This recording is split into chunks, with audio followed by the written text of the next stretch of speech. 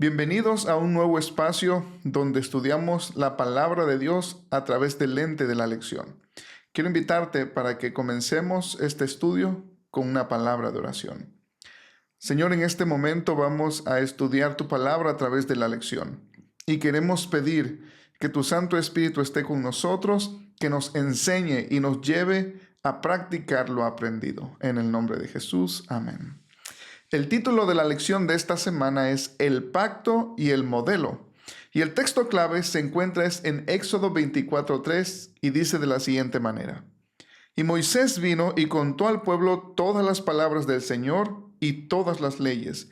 Y el pueblo respondió una voz: haremos todo lo que el Señor ha dicho.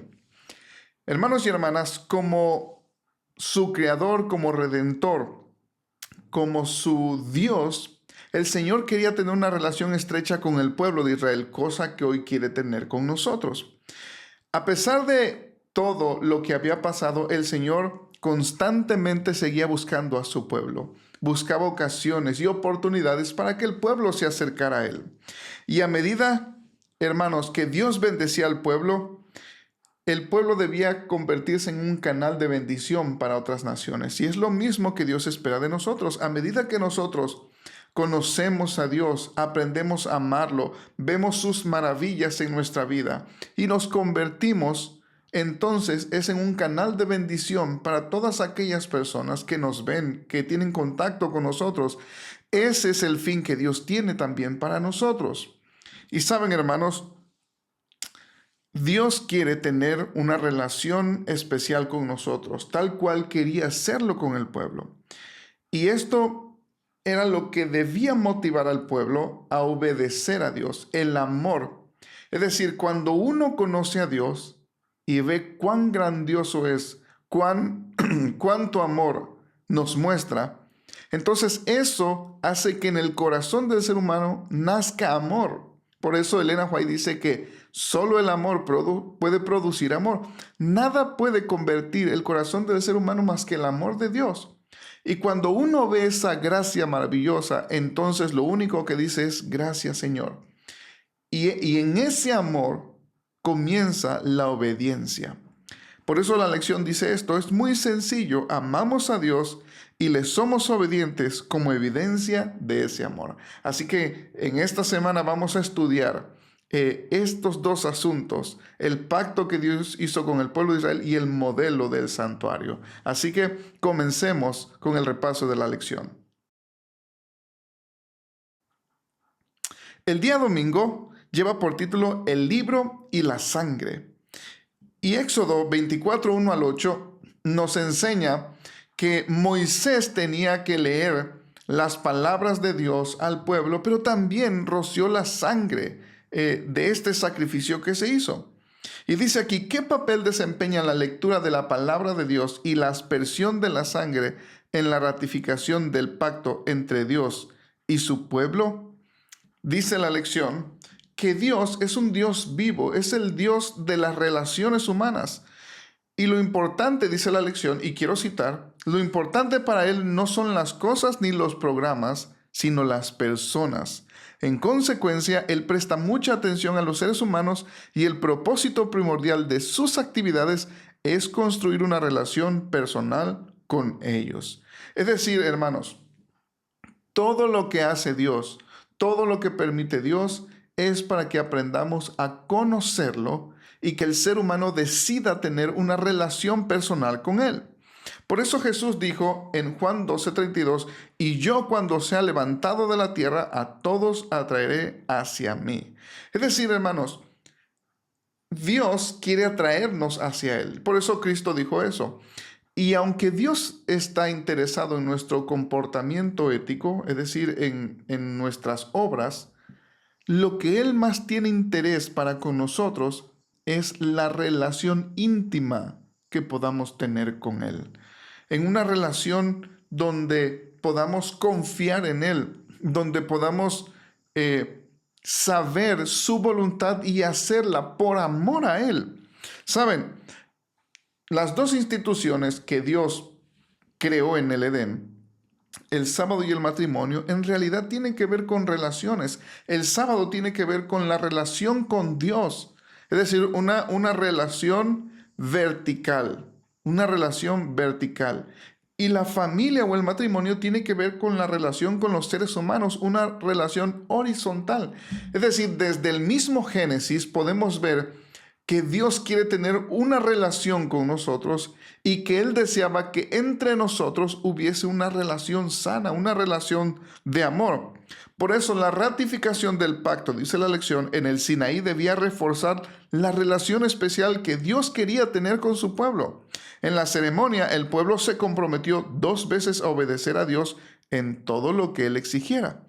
Y leo Éxodo 24, 3, 7. Haremos todo lo que el Señor ha dicho. Eso fue lo que ellos proclamaron. Hermanos, y aunque el pueblo de Israel lo decía en serio, parece que no recordaban o olvidaron la fragilidad de la naturaleza humana. Por eso vemos que aunque se comprometían, ellos vez tras vez caían. Y esta es una gran lección para nosotros. Dice la lección: no queremos aceptar que nuestra naturaleza humana es frágil, débil y completamente pecaminosa. Saben, hermanos, a veces caemos en un error el pensar que cuando Dios comienza a transformarnos, empezamos a ser buenos por nosotros mismos y entonces la maldad ha sido quitada de nuestro corazón y entonces comenzamos a ver lo bueno que hacemos y olvidamos que todo es una obra de Dios. Y vamos a ver más adelante en la lección que todo lo bueno que podemos hacer es porque Dios lo hace en nosotros. Y sigue diciendo la lección: tenemos una tendencia inherente al mal. Para poder hacer el bien necesitamos ayuda externa. Esta ayuda solo proviene de arriba, del poder de la gracia de Dios, de su palabra y del Espíritu Santo. E incluso con todo esto a nuestra disposición, cuán fácil nos resulta ceder al mal. De allí que una estrecha relación personal con Dios era tan esencial para el pueblo de entonces en el Sinaí, como para nosotros hoy. Quiere decir, hermanos, que si para el pueblo era necesaria esta relación estrecha para no caer continuamente en pecado, ¿cómo no va a ser una necesidad para nosotros hoy tener una relación estrecha con Dios? Y hay una pregunta aquí que termina la lección de este día. ¿Haremos todo lo que el Señor ha dicho? Éxodo 23. Eso fue lo que dijo el pueblo de Israel. Y miren la siguiente pregunta. ¿Cuántas veces hemos dicho lo mismo y has fracasado? ¿Y hemos fracasado? ¿Cuál es la solución a este problema? ¿Cuántas veces nos hemos comprometido? Sí, Señor, yo lo voy a hacer. Sí, Señor, yo cumpliré. Sí, Señor. Y en la primera de cambios caemos, cedemos al pecado. Lo mismo que sucedía con el pueblo de Israel nos sucede muchas veces ahora. ¿Cuál es la única solución para ese problema? Pregunta la lección del domingo. La única solución, hermanos, es tener una estrecha relación con Cristo Jesús. Cada minuto, dice la hermana White, que no podemos estarse seguros ni un momento si apartamos la vista de Cristo Jesús. Así que pasemos al día lunes. El día lunes lleva por título Ver a Dios. Y saben, hermanos, yo creo que esta es una de las experiencias más poderosas, más maravillosas que Dios pudo conceder a estos seres humanos. En Éxodo 24, 9 al 18 se relata la experiencia de Moisés y las 73 personas que lo acompañaron al monte. Sabemos que Dios estuvo allí, que les permitió ver su gloria. Y miren lo que dice la lección. Tras el firme restablecimiento del pacto con Dios, Moisés subió nuevamente al Sinaí. No estaba solo al comienzo de su ascenso, sino que tenía la excelente compañía de 73 líderes israelitas. Esa fue la experiencia cumbre para ellos, pues vieron a Dios, hubo una teofanía. El texto subraya 2 veces el asombroso hecho. También fue único el momento en que los líderes sellaron el pacto con Dios al comer juntos. Era un banquete y el Dios de Israel fue su anfitrión. Fue un gran honor concedido por Dios a esos líderes. Imagínense, hermanos, la escena. Dios les prepara un banquete a estos líderes. La Biblia dice que ascendieron y comieron juntos. Es decir, y también dice 2 veces que vieron a Dios. Estos líderes, qué poderosa demostración de la gracia y misericordia de Dios al permitirles tener esta relación estrecha con ellos. Qué privilegio tuvieron estos líderes, hermanos, al tener contacto con el Dios del universo. Recuerden que Moisés era el único que podía hablar con Dios, pero en este momento Dios permitió que 73 líderes estuvieran en estrecha relación con él. Lo más triste es que a pesar de que Dios permitió esta relación estrecha y les mostró su gloria, y esperando que esta demostración de poder, al ver que Dios estaba con ellos, al ver que Dios seguía estando con ellos, él esperaba que esto transformara su corazón y que en el corazón de ellos naciera la necesidad de tener una estrecha relación con él. Pero tristemente, muchos de estos líderes que estuvieron delante de la gloria de Dios, comieron con él, cayeron en pecado. Sabemos que esta idea de comer juntos en la Biblia, en el cercano Oriente, era un asunto de intimidad. La persona que invitaba a otro a comer era un asunto especial. Por eso en la Biblia tenemos parábolas de la cena, incluso tenemos en Apocalipsis las cenas de las bodas del Cordero, es decir, son invitados. Las personas que son invitados son especiales. Y Dios invitó a estos líderes a comer con él. Eran especiales, querían tener una estrecha relación con él. Así que es interesante, hermanos, entender que Dios quería tener una estrecha relación con el pueblo de Israel. Dios dio muestras de su gran amor para con ellos y específicamente con estos líderes. Dios les mostró su gloria, tuvo un momento especial para con ellos, pero tristemente este hecho no hizo cambio en el corazón de alguno de ellos. Dice la lección, lamentablemente, algunos de los que habían subido con Moisés cayeron más tarde en pecado y perdieron la vida, como Nadab y Abiú. Aunque tuvieron allí una experiencia tan profunda con Dios, no fueron transformados ni convertidos por ella. Qué triste, hermanos. Y es que eso pasa hoy en día. Dios nos muestra su poder, nos muestra su gloria, nos llama de maneras poderosas, pero a veces eso no es suficiente para transformar el corazón. La poderosa lección que esto enseña es que, escuchen bien esto, que la posesión de la verdad y de privilegios sagrados no implica necesariamente conversión. A veces estudiamos la Biblia o escuchamos un sermón y conocemos la verdad y sabemos y estamos seguros que tenemos la verdad, incluso defendemos la verdad, tenemos privilegios como iglesia. Pero el hecho de que tengamos la verdad, defendamos la verdad, no quiere decir que ya hemos sido transformados por la verdad. Y ese es un peligro. Eso le pasó a los fariseos. Tenían la verdad, tenían el conocimiento de Dios, lo defendían, pero no fueron transformados por este conocimiento de Dios. En vista de la privilegiada experiencia que tuvieron en el monte, estos hombres deberían haber sido los últimos en caer, como lo hicieron. Y dice aquí, termina la lección de este día con una reflexión. Reflexiona detenidamente en la historia de estos hombres tan privilegiados, que eran incluso hijos de Aarón. ¿Qué advertencia representa esto para nosotros como adventistas, tan privilegiados por la luz que se nos ha confiado? A veces, hermanos, nos volvemos defensores de la verdad. Y si no haces esto, te va a pasar esto y hay que hacer lo otro. Y comenzamos a juzgar a las demás personas porque no viven de acuerdo a lo que nosotros creemos que es la verdad. Y entonces nos volvemos verdugos de aquellos que no comen como yo como, o que no hacen lo que yo hago, o que están haciendo incluso las cosas que yo ya dejé de hacer. Mira, este todavía sigue haciendo esto, mira, este todavía vive así, mira, este todavía viste así. Pero la realidad es que esa verdad no ha transformado nuestro corazón. Solo la tenemos y la usamos cuando nos conviene. Pero la verdad muchas veces no ha transformado el corazón del ser humano. Y esa es la tristeza. Que tenemos una gran verdad. Tenemos la luz para este tiempo, un mensaje especial. Y a veces usamos este mensaje para atacar, para destruir, en vez de para salvar y para sanar. qué es lo que Dios quiere para nosotros. Ojalá, hermanos, que podamos reflexionar en qué estamos haciendo con la verdad. ¿Realmente está transformando nuestro corazón o solo es una apariencia? Vayamos pues al día martes. Poder para obedecer. Ezequiel 36, 26 y 28 dice lo siguiente: Os daré un corazón nuevo, y pondré espíritu nuevo dentro de vosotros, y quitaré de vuestra carne el corazón de piedra, y os daré un corazón de carne, y pondré dentro de vosotros mi espíritu, y haré que andéis en mis estatutos y guardéis mis preceptos, y los pongáis por obra.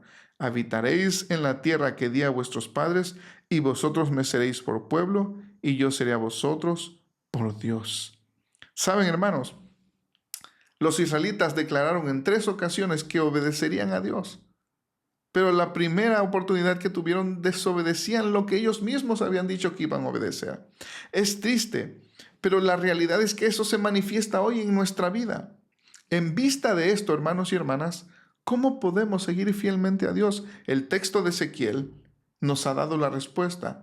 Es que nosotros necesitamos una ayuda externa, una ayuda de afuera. Nuestro corazón es malo, nuestro corazón está enfermo, está lleno de llagas, dice, está podrido, dice Isaías.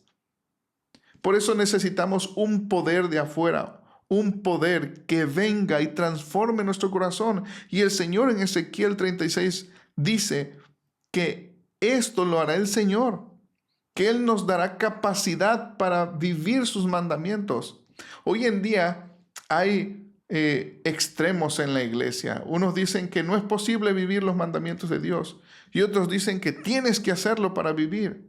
La realidad es que Dios nos dará el poder para vivir y para vencer, pero solamente proviene de Dios, no de nosotros. Algunos dependen de sus obras, como ya dejaron tal cosa, como ya no comen tal cosa, como ya no viven de tal manera, entonces creen que ellos son más salvos que otros. Y otros creen que no es necesario dejar el mundo, que tú puedes vivir como quieras con tal de que ames a Dios. El problema con estos dos extremos es que no llevan al verdadero sentido del Evangelio. Nosotros somos pecadores, somos malos y por naturaleza no podemos vivir la ley de Dios. La palabra de Dios dice que la carne no se sujeta a la ley de Dios ni puede hacerlo. Pero entonces el Señor promete cambiar el corazón, darnos de su Santo Espíritu y allí es cuando podremos entonces vivir la voluntad del Señor. Podemos vivirla así, pero no por nosotros mismos, sino por el poder del Espíritu Santo que Dios pone en nosotros. Por eso la Biblia dice en Hechos 2:38 que cuando nosotros somos bautizados y aceptamos a Jesús, aceptamos este nuevo estilo de vida que Él nos propone, dice la Biblia que Dios nos da el don del Espíritu Santo para poder vivir la vida que Dios quiere que vivamos. Dice la lección. El énfasis en este pasaje está nuevamente en la actividad de Dios. La Biblia dice, pondré mi espíritu dentro de ustedes y haré que anden en mis mandamientos, que guarden mis normas y las cumplan. Dios ordena a las personas que les sean obedientes y les da el poder para hacerlo. Es decir, hermanos, cuando Dios pide algo, es porque Él nos dará la gracia y el poder para hacerlo. Dios no es injusto y nos dice, bueno, tú haces esto. ¿Y cómo lo hago, Señor? Bueno, pues tú ve cómo le haces. No, Él nos da el poder para hacerlo. Por eso Apocalipsis 7 veces dice al que venciere. Si no se pudiese vencer, Dios sería injusto en pedir que venzamos. Cuando Él dice al que venciere es porque Él nos dará el poder para hacerlo. Y sigue diciendo aquí, Dios siempre ayuda a su pueblo a hacer lo que Él exige. La obediencia, no solo nuestro desempeño, nuestros logros, es un don de Dios, al igual que la justificación y la salvación. Por eso, hermanos, nosotros los adventistas creemos que la salvación es un don de Dios. Todo es por Dios. Todo lo hace Dios. Dios me llama. Dios me justifica. Dios me santifica. Él hace la obra en mí. El que comenzó la obra la terminará. Pero esto solo se da a través de una estrecha relación con Cristo Jesús. Si se nos ha prometido el poder para obedecer, ¿por qué nos resulta tan fácil pecar? Porque nos separamos de Dios, hermanos y hermanas. Si cada día buscamos al Señor, dejamos a un lado lo que nos estorba, como dice el apóstol Pablo, y nos concentramos y nos consagramos a Él, entonces iremos, como dice el camino a Cristo, de victoria en victoria. Así que este día nos ha enseñado que Dios nos da el poder para obedecer. Él lo hace, Él hace toda la obra en nuestra vida. Ahora pasemos al día miércoles, que se titula En medio de su pueblo. Saben, hermanos, Dios instruía a su pueblo por diferentes medios, pero hubo uno central que fue el tabernáculo. Y aquí lo interesante, hermanos, es que todos estos servicios del tabernáculo apuntaban hacia Cristo Jesús. Eran lecciones objetivas del plan de salvación. Para eso Dios dejó esto. Y cada vez que esto se hiciera, el pueblo de Israel debía aprender que en un momento de la historia esto se iba a cumplir con una gran realidad. Es interesante, hermanos, porque Dios ya estaba con el pueblo de Israel. Estaba la columna de nube y la columna de fuego. Ahí estaba el Señor. Pero Él quería estar más cerca del pueblo. Por eso mandó a construir este tabernáculo. ¿Y saben qué es lo interesante? Éxodo 25, 1 al 9 habla de que Dios pidió ofrendas al pueblo. Y ofrendas preciosas, ofrendas costosas. Ahora, lo interesante es que Dios mismo era el que había provisto de estas ofrendas al pueblo cuando salieron de Egipto. Los israelitas querían salir. Ellos no habían pensado en pedir oro y plata. Dios fue el que le dio la orden a Moisés, porque más adelante él mismo pediría estas ofrendas para el santuario. Les pertenecían, se las había dado al pueblo de Israel, pero él quería ver el corazón agradecido y pidió, y dice la Biblia que llevaron a tal punto que Moisés tuvo que decir ya no traigan más. Qué poderosa lección para hoy en día. A veces vemos necesidades en nuestras iglesias y se nos llama a llevar, y cuán pocos son los que llevan. ¿Cuánto llevamos? Cuando en aquel tiempo, al ver la liberación que Dios había dado, incluso Él mismo había provisto, se dio hasta que sobreabundó. Hoy en día, hermanos, tenemos una gran liberación de Dios en nuestra vida. Nos ha librado del pecado, del mundo, de todo eso. ¿No deberíamos también estar agradecidos con Dios? Pero más importante aún que esto, era que Dios quería tener una relación estrecha con su pueblo. Como dije al principio, ya estaba allí. Era visible en la columna. Pero Dios quería estar aún más cerca de ellos, estar allí. Por eso dijo, háganme un santuario. Y aunque, hermanos, como dice la lección, la Biblia asegura que Dios no vive en templos y edificios construidos por el hombre, porque Él es más grande que los cielos y el cielo no puede contenerlo. El apóstol Pablo afirmó cuando fue a Atenas, el Dios que hizo el mundo y todo lo que hay en él, que es Señor del cielo y de la tierra, no habita en templos hechos por manos humanas. Y recordemos, Salomón cuando iba a dedicar el templo, él dijo, ¿habitará ciertamente Dios en la tierra? Si los cielos de los cielos no lo pueden contener, cuanto menos esta casa que yo edifiqué. El santuario, hermanos, debía ser un lugar donde Dios manifestaría su presencia a su pueblo. Es decir, aunque esa tienda no era suficiente para contener al Dios poderoso, Dios quería estar con ellos. Dios quería revelar su gloria.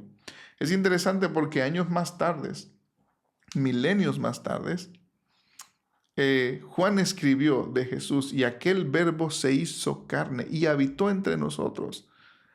Esa palabra esquene, que significa carpa o tienda, nos está diciendo que Dios mismo habitó, plantó su tienda entre nosotros, tal cual aquí, en el pueblo de Israel, en el desierto. Es que Dios siempre ha querido tener una relación estrecha con su pueblo.